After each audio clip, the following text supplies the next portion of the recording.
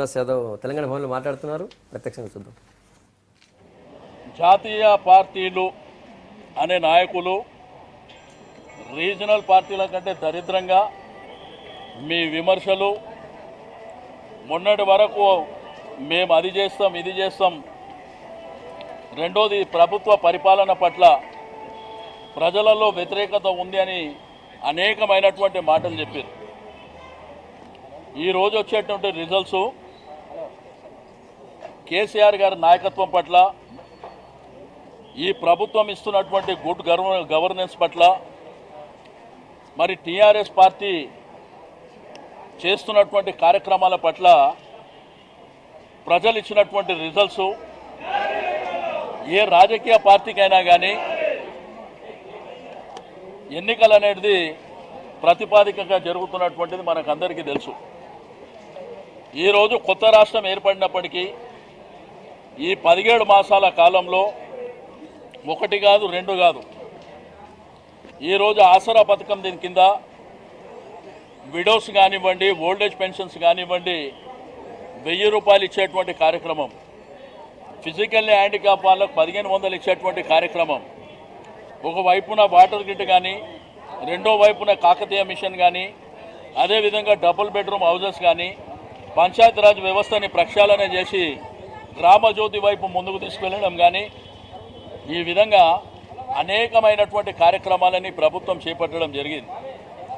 నిన్నటి మొన్నటి వరకు చాలా ప్రగల్భాలు పలికినరు, కొంతమంది అయితే వ్యక్తిగతంగా మాట్లాడినరు.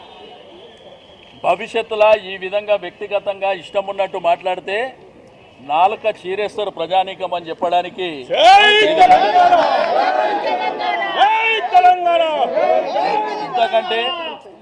ఇంతకంటే ప్రత్యక్షమైనటువంటి రిజల్ట్స్ వేరే అవసరం లేదు. కాబట్టి తెలంగాణ ప్రభుత్వం, టీఆర్ఎస్ పార్టీ ఏ ఎన్నికలకైనా సిద్ధంగా ఉంటుందని చెప్పడానికి ఈ రిజల్ట్స్ నిదర్శనం.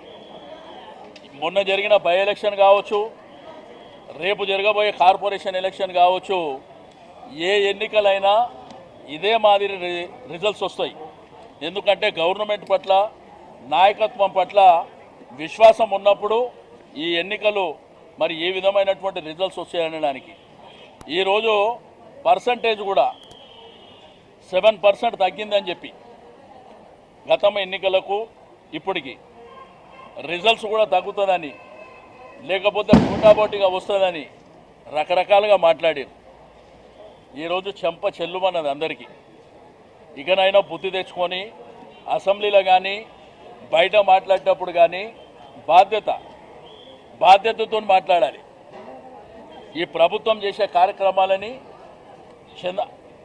మేము చెప్పేటువంటి కార్యక్రమాలను ప్రజలకు చేరువ కాకపోతే మీరు నిలదీయండి, అడగండి.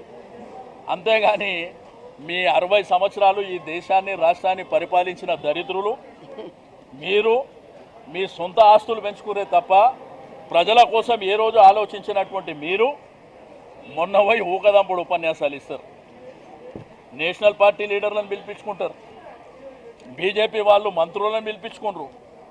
మళ్ళీ ఈరోజు చెప్తారు టీఆర్ఎస్ పార్టీ మంత్రులను మోహరించిందని.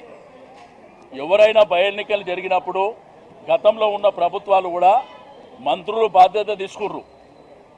ఈరోజు కూడా మా మంత్రులు, మా కార్యకర్తలు, మా నాయకులు టీం వర్క్ చేసారు, ప్రజలకు చెప్పిండ్రు. మా అభ్యర్థి కూడా ఒక సామాన్యమైనటువంటి అభ్యర్థి, కానీ ఈరోజు వరంగల్లో పుట్టినటువంటి ఒక సామాన్యమైనటువంటి దయాకర్ ఈరోజు భారతదేశ చరిత్రలో మిగిలిపోతున్నారు. ఈరోజు ఈ దేశానికి టీఆర్ఎస్ పార్టీ ద్వారా కేసీఆర్ గారు పంపించినటువంటి వ్యక్తిగా ఈరోజు దేశ రాజకీయాల్లో ఈ భారీ మెజారిటీ సంపాదించినటువంటి వ్యక్తిగా ఒక సామాన్య మానవుడు వెళ్తుండని చెప్పి నేను ఈ సందర్భంగా తెలియజేస్తా ఉన్నాను. కాబట్టి పార్టీ, ప్రభుత్వం 24 గంటలు కరెంట్ ఇచ్చింది, రైతులకు 7 గంటలు ఇచ్చినాం, భవిష్యత్తులో 9 గంటలు. మొన్న ముఖ్యమంత్రి గారు వరంగల్ బహిరంగ సభలో ప్రజలకు చెప్పిండు, మేము చెప్పిన కార్యక్రమాలు చేస్తే మాకు ఓటేయండి, మేము చేయలేకపోతే వేరేళ్ళకి వేయండి అని చెప్పిండు. అంత క్లియర్గా ఏ ముఖ్యమంత్రి గారు చెప్పరు. కాబట్టి మా పార్టీ పట్ల, ప్రభుత్వం పట్ల, మా కార్యకర్తల పట్ల పూర్తి విశ్వాసం ఉందనడానికి ఇది నిదర్శనం అని చెప్పి నేను ఈ సందర్భంగా తెలియజేస్తా ఉన్నాను. ఇప్పటికైనా బుద్ధి తెచ్చుకోవాలి.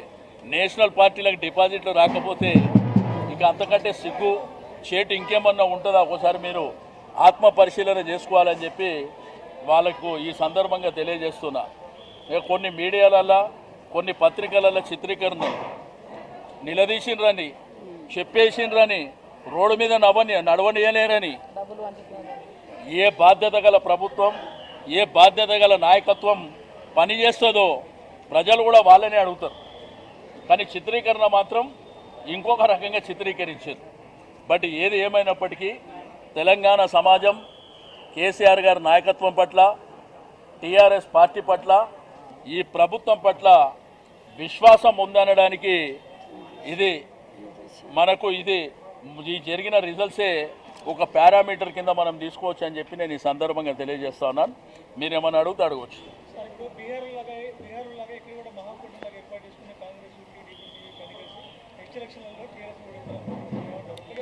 ఇప్పుడు భవిష్యత్తులో ఎట్లా ఉంటుందో చెప్పలేము.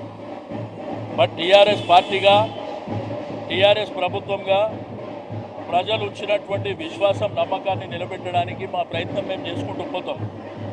అల్టిమేట్గా కేంద్ర ప్రభుత్వాన్ని కూడా ఈరోజు నమ్మే పరిస్థితిలో ప్రజలు లేరు. మొన్న బీహార్లో 125 కోట్లు ఇస్తా అన్నా కానీ ప్రధానమంత్రి మాటల్ని కూడా విశ్వసించలేదు. బట్ ఇక్కడికి వచ్చినప్పుడు మాకు ఒక బై ఎలక్షన్ జరిగితే మా నాయకుడు ప్రజల ముందు ఏవైతే విషయాలు పెట్టిండో పూర్తి నమ్మకంతో రిజల్ట్స్ ఇచ్చింది.